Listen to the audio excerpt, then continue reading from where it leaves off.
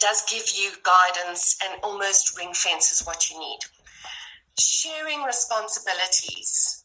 It sounds so far out, but I actually think pairing up project members with clients is essential. We try and do it sometimes, and sometimes we get it right, and sometimes we, as project team members, take on a bit more. But really identifying and embracing and sharing that knowledge and taking your counterpart on journey with you builds a partnership.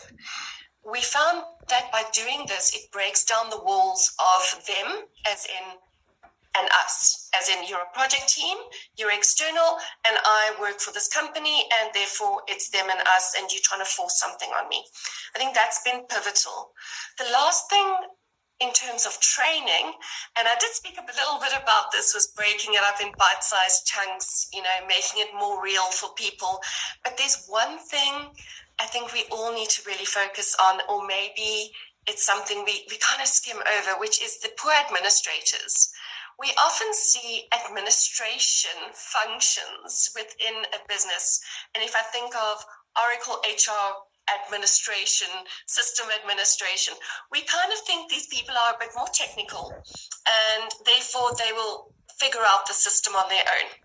Whereas we need to start focusing on them because they do technical support or system administration, not just for the system we're implementing, but for the whole landscape. So I think we do need to really hold them onto kid gloves and maybe provide a little more training to them so that they are enabled to support the system. And then from there on, you build in a very robust AMS support model going forward. Those are the pillars that I think would identify or build a strong relationship. Important pillars, all of them. I think that's what underpins the successful deployment of a system. And I think partnership stands out for me as a very, very key part of that discussion. So and I think that takes us very nicely to the next question, which is what are the key steps an IT leader should consider in planning systems to accommodate, work from home, remote and hybrid HR models? Maybe this is a good question for you, Bhswati. Sure. Thanks, Mark. It's an interesting question. Okay. So I'd say when this pandemic happened, lots of things we have seen during this time, like the uncertainty, people's sentiments was different. It was anger, depression, various things was there. So it was very important from an organization perspective how we handle this.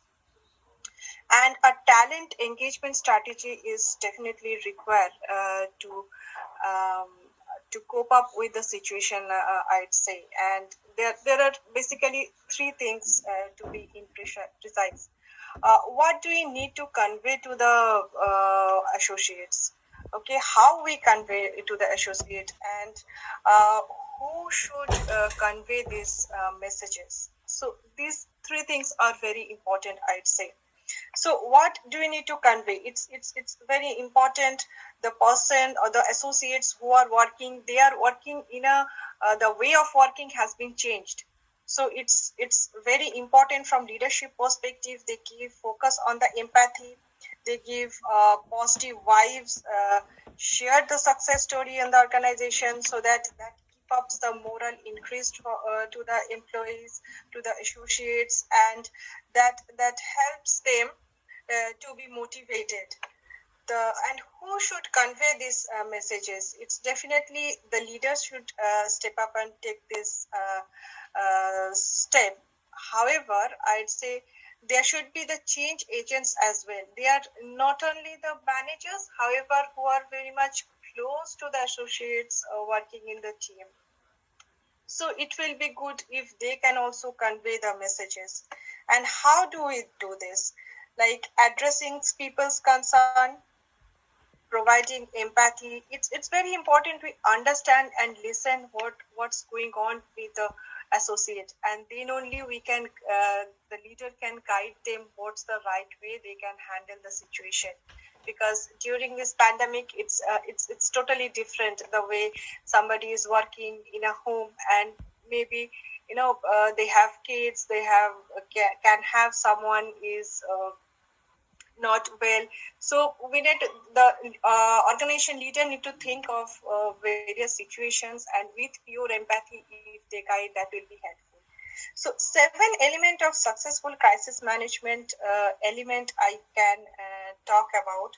One is like leadership availability.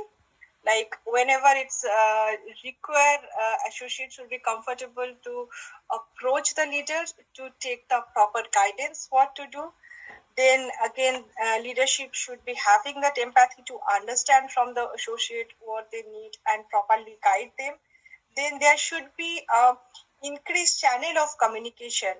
That means through bulletin, through town halls, through emails, the community, because we are not co-locating here. So it's very important we understand we are keep on connected with each other. So that communication channel is very important, and that has to be a transparent channel, because it's very important we are not co-locating sitting beside each other. So it's important the message we are conveying, the way we are connecting, it's very much transparent. Then other than the feedback is the another key point. How the feedback works is other than just giving a decision, collaboratively, collectively take feedback. Okay, how the thing will work if we take this step. So the feedback is also important, so that associates can think of they are also engaged, they are also a part of the decision, and that helps to get them motivated. Then one of the, I think, Mark, you have shared earlier about the upskilling and reskilling.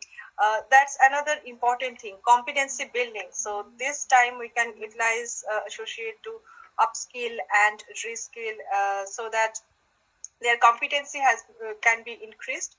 And finally, the digitization. So leaders should take the first step to engage in the digital program training, and then that will help others also to take part of this, and that's the way it will be helpful for the overall organizational growth. So Mark, if I can interject there, I think one of the key things that both Colette and bhswati has been talking about is this whole concept of communication. If you don't get that communication right, you pretty much lose everything. The issue I think that we have in this particular day and age with pandemic and work from home is how do we initiate that communication? Where do we start? Do we have the tools to actually do it? And effectively, if you think about it, Mark, everybody has the tool. We all have a phone. We can pick up a phone. We can communicate with each other. But how do I communicate with my system? Do I have the ability to communicate? Because it's important that I communicate not only with people, but also with the system. We talked about this whole move into the world of AI, and that includes being able to communicate with the system. So the key, I think, that's come out of both of what the questions that they've responded to has been this area of communication. And I think it's often overlooked. Absolutely, Ronnie. I think that's a great point. The two things stood out for me, and your point of communication, I think, is the bedrock upon which